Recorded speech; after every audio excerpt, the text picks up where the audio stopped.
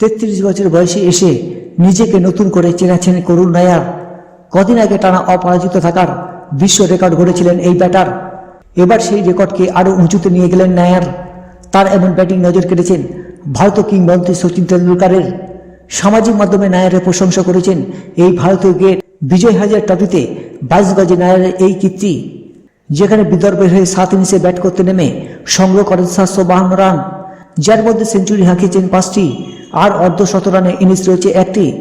তবে অবাক করার বিষয় হলো 33 বছর বয়সে এসে এই সময়টাতে তার গড় 752, অর্থাৎ পুরো সময়টাতে মাত্র একবার আউট করতে পেরেছে প্রতিপক্ষের বোলাররা।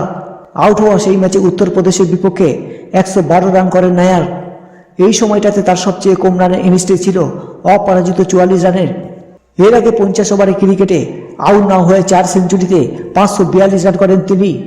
লিস্ট এ ক্রিকেটে আউট না হয়ে এর আগে সবচেয়ে বেশি রানের রেকর্ডটি ছিল নিউজিল্যান্ডের সাবেক অলরাউন্ডার জেমস ফ্র্যাঙ্কলিনের। 2010 সালে তিনি 527 রান করেছিলেন। সর্বশেষ গত পরশু মহারাষ্ট্রের বিপক্ষে সেই ফাইনালে নায়ার অপরাজিত থাকেন 44 বলে 88 রান। তার দলও ফাইনাল উঠেছে। নায়ারের এমন ব্যাটিং দেখে মুগ্ধ সচিন তেন্ডুলকার। এক্সেস যেখানে তিনি লিখেছেন 7 ম্যাচে 5 সেঞ্চুরিতে 752 রান অসাধারণ, কিছু চেয়ে কম নয়। এমন পারফরমেন্স এমনই হয় না, মনোযোগ ও কঠোর পরিশ্রমের মাধ্যমে অর্জন করতে হয়। শক্তিশালীভাবে এগিয়ে প্রতিটি সুযোগ কাজে লাগাও। এর আগে নায়ার অবশ্য জাতীয় দলের হয়ে খেলেছেন, যদিও সেই ক্যারিয়ারটা লম্বা হয়নি তার। ভারতের হয়ে মাত্র 6টি টেস্ট ও 2টি ওয়ানডে খেলেছেন তিনি। তবে ক্যারিয়ারের তৃতীয় টেস্টেই ইংল্যান্ডের বিপক্ষে ট্রিপল সেঞ্চুরি করে আলোড়ন তুলেছিলেন তিনি।